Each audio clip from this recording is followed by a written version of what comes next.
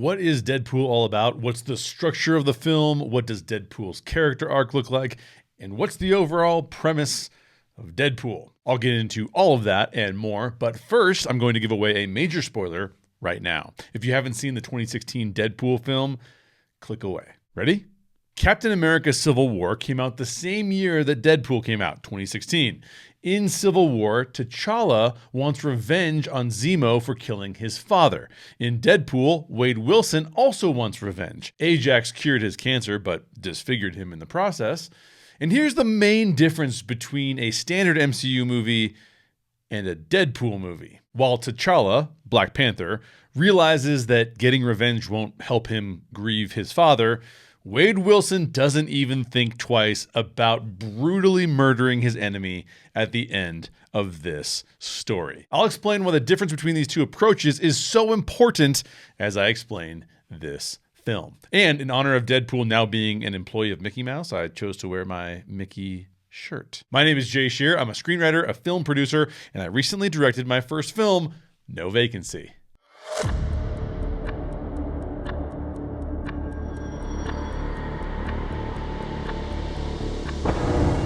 By the way, Deadpool was not an MCU film when it was released in 2016, but now that Disney has purchased Fox and is releasing Deadpool and Wolverine, technically, this film has now become part of the MCU, and you can watch it on Disney Plus right now. Now, definition of what's in the MCU and what's not in the MCU is sometimes kind of strange because Sony has the rights to some of these characters and Fox has the rights to some of these characters.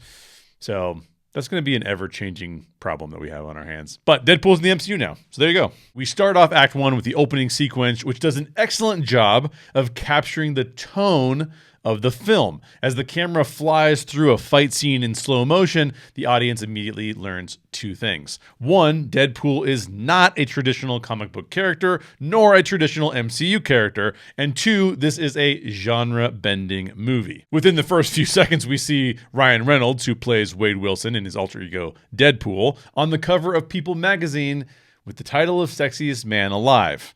And as the opening credits roll, rather than his name, it says that the film is starring God's perfect idiot and a hot chick and a British villain. This approach is important because we now know that we're not supposed to take this film too seriously. They're encouraging us to laugh at the expense of the filmmakers and the cast, despite the fact that we're witnessing a horrific car accident. It's playing off these themes to say, you should treat this like a cartoon. And that is a theme that's at the core of Deadpool. Humor, tragedy, violence, and love are all simultaneously present in this world. Deadpool wants us to treat this live-action R-rated film as a cartoon-like experience for adults. Just like in cartoons, it's okay to laugh when a character gets hurt, or in this case, dies horrifically by being splattered across a freeway overpass sign. But it's not just a comedy. Early in the film, we start to get a taste of the film's premise. Deadpool tells Dopinder, love is a beautiful thing. You've got to hold on to love, tight, and never let go. Don't make the same mistakes I did. He goes on to reveal that he's on a revenge mission because he was hideously disfigured by someone who we'll learn about in just a minute. So essentially, Deadpool is a violent, action-heavy, revenge-driven rom-com. Which sounds about right for Deadpool. And that bad guy I talked about, well, we're introduced to him next. He's Ajax, or Francis, who's clearly the villain in the film. And this isn't a, is he really bad villain like Thanos or Killmonger? The film wants us to know Ajax is the worst of the worst from the jump. How do we know that? Well, he's doing an illegal arms deal, and he screws over the guy who's buying the weapons. So here's like a key lesson in writing or storytelling. If you need a mustache twirling, super obvious villain, make your villain worse than another obvious villain. And that's how they showcase to us that Ajax is a villain that even the lesser villain can't stand. He's the worst of the worst. And that introduction is critical to the story because in order for Deadpool to get away with its intense cartoon level violence, we have to believe that his enemies deserve their gruesome fates. If Deadpool kills a puppy, we'll probably call John Wick. But if he kills Ajax, that is not a kill we're having any moral quandaries about. In the first act, we also get a scene where Deadpool turns to the camera and addresses us, the audience. This technique is called breaking the fourth wall.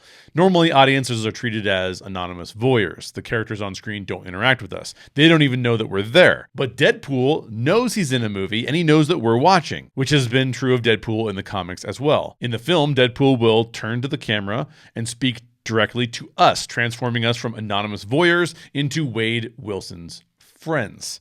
It's a technique that doesn't always work, but does here. It almost feels like we're part of a bigger inside joke that we're sharing with Wade. By the way, Studio Binder's website gives an explanation about why it's called the fourth wall, and I found it really compelling. The term originates from stage productions where a stage has sets, and those sets have 3 walls. The fourth wall is the blank space between the stage and the audience in the seats, and then the characters who are acting on the stage. If a character in a stage play starts speaking to the audience directly, they're breaking the fourth wall. In a film, the camera serves as the fourth wall, but I found that 3-sided walls of a stage and then the audience being this fourth invisible wall, I found that really good. At the 7-minute mark of the film, we get a huge action sequence where Deadpool kills a bunch of Ajax's men in his quest for revenge against Francis. Colossus and Negasonic Teenage Warhead, both of whom are X-Men, interrupt this scene in order to deal with the mayhem Deadpool is causing. At around the 17-minute mark, Deadpool tells us that this film is a love story, and that prompts a flashback sequence where Wade begins to share his origin story. Now, one of my favorite aspects of the film's structure, and this is true in the script, in other words, they wrote the script this way to begin with, is that the film structure isn't linear. The flashbacks work as a compelling means to unravel Deadpool's origin. But in a rather interesting way, the normal 3-act structure isn't broken. It's just a bit jumbled up. Standard elements we'd expect to see in Act 1 are shifted to Act 2 and vice versa. I'll explain this kind of as we go. But that makes the plot unravel in a more intriguing way. The film could have been arranged chronologically, but instead the filmmakers made the decision to jump around in the timeline, and that adds a level of excitement without causing any confusion. One of the other themes weaved into the film revolves around whether or not Deadpool is a villain or a hero. He tells us he's not a hero and that he'll never be one. In his own words, "I'm just a bad guy who gets paid to up worse guys." But Colossus wants to try and get Deadpool to become a hero and maybe even join the X-Men. As we head into the origin story flashback sequence, we meet Vanessa, Wade's love interest played by Morena Baccarin, who you might recognize from Firefly. And we observe Wade and Vanessa on their first date. That leads to a sex montage. This is a rated R film that indicates that they're becoming a lot closer over the course of the last year. And at the end of that year, Wade actually proposes to Vanessa and she says yes. But it's not all good news because, as Wade tells us, life is a series of train wrecks, and just after he proposes to Vanessa, we learn that Wade has terminal cancer. In my opinion, this is plot point 1. Plot point 1 is a reveal that takes the story in a new direction, and this is a critical piece of evidence that will help us understand the catalyst for Wade's desire for revenge. We know he's on a revenge mission because he told us that earlier in the film, but we don't know why, and that presents us with the opportunity to find out. Wade getting cancer changes the nature of the story and presents a significant challenge that needs to be overcome. Plot point 1 happens right around the 27-minute mark. Which means that we're now in Act 2. So right after plot point 1, the film shifts right back into the big action sequence that's unfolding in the present day, the one we started at the 7-minute mark. Deadpool proceeds to destroy Ajax and his goons. In this scene, we learn a key piece of information about Wade Wilson and the premise of the film. Ajax is responsible for Wade being horrifically deformed. Oh, also, because Colossus and Negasonic Teenage Warhead interrupt Deadpool, Ajax does escape and Deadpool doesn't get to kill him. In another flashback, Wade decides to leave Vanessa in order to protect her from watching him deteriorate and die. Now, that is not what Vanessa wants. She wants to be with him, but this behavior is a key part of Wade's fatal flaw, which is central to this film. One thing I should explain, in the film, the name Deadpool comes from a game that all the mercenaries play. So before Wade Wilson becomes Deadpool, he's essentially a mercenary, and he's a part of this mercenary bar. Now, they're all gambling using a concept called a pool, which means that they put their money on who will die next. They call this game the Deadpool. So that's where the name Deadpool comes from. While he's in this mercenary bar, Wade is approached by an associate of Ajax to recruit him into a study. So they found out somehow that he had cancer, and it's terminal cancer, and they found him. And they promise him that he'll be cured of his cancer and he will be given special abilities. We later learn that Ajax is attempting to make a mutant army of superpowered slaves, and that he intends for Wade to be one of those slaves. But for now, it's just an offer of, if you come here, we'll cure you of your cancer and we'll also give you superpowers. So after leaving Vanessa, Wade joins Ajax's program. And let me just pause here to discuss the two central conflicts of this film. One, Wade Wilson wants revenge against Ajax for disfiguring him. This is the central conflict between Ajax, Wade, and Vanessa. And then two, Deadpool, a mercenary, literally the merc with a mouth, doesn't want to be a superhero, but Colossus keeps pressuring him to do the right thing. I'll expand on both of those concepts later, but let's jump back into this flashback. It turns out that Ajax's intent isn't to cure cancer with some new treatment protocol. Shocking, right? What Ajax is really doing is injecting patients like Wade with a serum that amplifies their dormant mutant genes. Ajax is basically creating a mutant army, which he plans to enslave. And of course, he doesn't tell Wade that until after the treatment has already begun. Once the serum has been injected into the subject must go through extreme amounts of pain in order for the mutant genes to start working. And we know this from the X-Men, right? Usually there's some emotional trauma in a young adult's or adolescent's life that causes their powers to start manifesting. Ajax is just manifesting that power by putting people through extremely painful situations. Essentially, Ajax is torturing his patients until they become mutants. After a torture montage, there's a lot of montages in this film, now that I think about it. Wade's superpower is finally revealed. He has insanely fast regenerative abilities. He's essentially Wolverine without the claws and adamantium reinforced skeleton. Although it does seem like Deadpool's regenerative capabilities are a lot faster than Logan's. If you're a comic book expert, let me know the details of those two regenerative powers in the comments. Now, Wade does soon learn that there's a horrible, lasting side effect to getting cured of cancer and gaining superpowers. His skin has been horribly disfigured. It looks like extreme scarring all over his body. I'm not sure why his regenerative ability can't heal his skin, because technically our skin is like one of the most regenerative portions of our body, if I'm not mistaken. But that's never explained and ultimately doesn't really matter. It's just he can't heal the problems with his outward appearance. Now, Wade becoming Deadpool, gaining his powers, being horribly disfigured, and then escaping from Ajax's lab, that whole sequence, in my opinion, works as the midpoint of the film. That sequence is fairly long. It's not like a single moment, but it starts at the 50-minute mark, which is a bit early for a midpoint. But if we view it as a prolonged sequence as opposed to a moment in time, it does continue through the middle of the film. And that series of events becomes a critical moment in Deadpool's character arc. After his transformation into Deadpool with his horribly disfigured face, Wade initially wants to go back to Vanessa, but his vanity gets the best of him. He perceives that he's too ugly for her and decides not to tell her that he's alive and that he's been cured of cancer. And his vanity, the internal emotional catalyst preventing him from reconnecting with Vanessa, prompts him to vow to get revenge on Ajax. Ajax made him look like this, so he wants to kill Ajax. And by the way, he starts working on his suit while hunting a bunch of Ajax's underlings.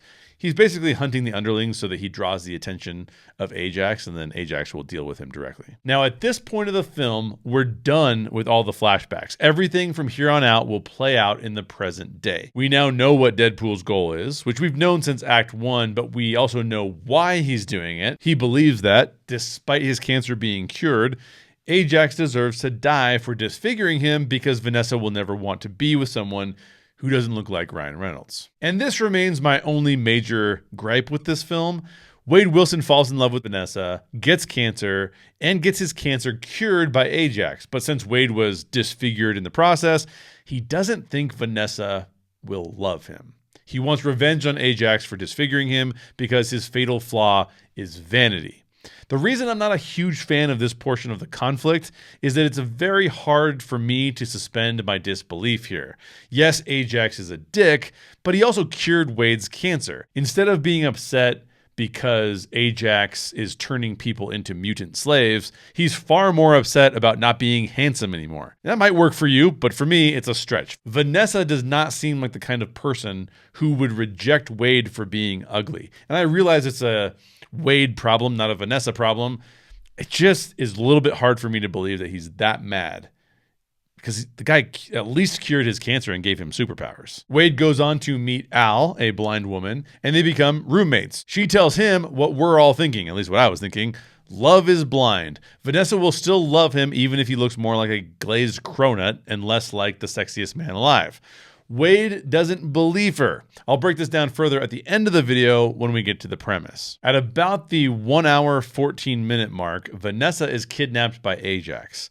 Ajax knows Deadpool is coming for him, so he kidnaps Vanessa so that he can face Deadpool on his own terms. Vanessa getting kidnapped, in my opinion, is plot point 2 because it forces us to move toward the film's resolution. It's a little bit early for plot point 2, but this is, you know, a superhero movie. We're going to have a big final battle, and this to me works as plot point 2 because the final confrontation between Wade, Ajax and his goons, and Colossus and Negasonic Teenage Warhead is going to all play out in this resolution in Act 3.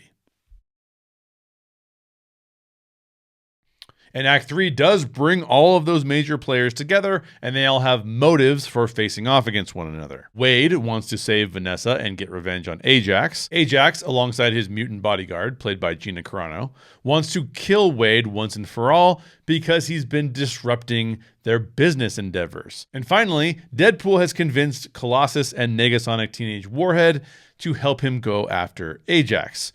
Those two, the X-Men, want justice because Ajax has been trying to create a mutant slave army, and that's very bad news. But they also want to rescue Vanessa and hopefully convince Deadpool to join the X-Men. Everybody faces off at Ajax's warehouse and a giant fight ensues. Now, you can tell me what you think. In my opinion, this fight isn't as compelling or interesting as the freeway fight in Act 1, but it still works. Deadpool, Colossus, and Negasonic Teenage Warhead fight off all of Ajax's goons, and then Wade and Ajax face off in a one-on-one fight to the death. At the end of their fight, Wade tells Ajax that he needs to cure him. He needs to go back to looking like Ryan Reynolds, or shallow-ass Vanessa will never love him. At least, that's his perspective. Unfortunately for Wade, Ajax informs him that there is no cure and that he will be horribly disfigured for the rest of his life. Colossus then implores Deadpool not to kill Ajax. He says, 4 or 5 moments. That's all it takes to become a hero. Only 4 or 5 moments really matter. Now, we talked about Wade's internal structure being about whether or not he's attractive enough for Vanessa, his vanity. But he's also getting external pressure from the X-Men to act like a hero. In my opinion, Colossus's idea of what a hero is doesn't even really work. I don't fully agree with him, but that's a different video entirely about what it means to be a hero versus an anti-hero versus a villain. Let me know if I should add that to my release schedule and explain what my concept of heroes, villains, and anti-heroes even is. And I can make that video if you want. Now, as I mentioned in the very beginning of this video, Deadpool kills Ajax anyway, which feels appropriate for his character arc. It'd be pretty weird to see him become a hero and join the X-Men here. In other words, he's not going to become T'Challa and learn how to be a better human in this regard. If he does learn how to be a better human, that's going to come from his vanity issues and overcoming those, as opposed to whether or not he should be pressured into becoming a hero. And that's one of the things I really like about Deadpool, the film and the story, is that they don't try and force an MCU ending. They go ahead and make this a Deadpool ending, and that's exactly what we wanted as fans. Now, Wade does apologize to Vanessa, who is understandably furious with him because she thought he was dead. And then Wade tells her that he didn't come back to her because He was too vain. But Vanessa removes his mask and tells him that she still wants to get back with him, proving Al right. Love is blind, which is what we probably imagined would happen all along. Now, said in another way, the premise of Deadpool is vanity prevents us from experiencing true love. Or, to say that from more of a positive kind of approach, overcoming vanity allows us to experience true love, as Deadpool could. His vanity was getting in the way of him being able to have true love, and now that that vanity is being removed, he can now be experiencing true love with Vanessa. Now, while I love that premise, I think the way Deadpool goes about it is probably the least appealing aspect of the film. Deadpool excels when it's delivering jokes alongside its violent, cartoonish action.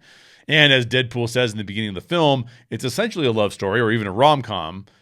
It's not meant to have a deep, meaningful premise, and that's totally fine. So it's not my favorite way of working out the premise, but I do kind of like the premise. It just isn't executed perfectly. But that ultimately doesn't matter to this film, so it doesn't hurt it at all. Now, as for Deadpool's character arc, he goes from being sarcastic and pretending not to care, to falling in love with Vanessa, to being devastated that he's ugly, to then seeking revenge on Ajax for making him ugly, and then finally coming to terms with his fate and having the courage to show his not Ryan Reynolds face to Vanessa. The arc here is a bit chaotic and could be refined a little more, but again, Deadpool has no desire to be Othello, and I don't think that there's any reason to hold the film to a character-driven plot. Again, we really want jokes and action, and the film delivers on those. So the character arc is important, and it does deliver one. It's just a little bit more chaotic than we might find in a really artfully driven character arc. Ryan Reynolds has given us a film that feels like it fits in the MCU while simultaneously breaking a ton of the MCU's rules. Deadpool is beloved by fans who feel like it really captures the essence of the character from the comics.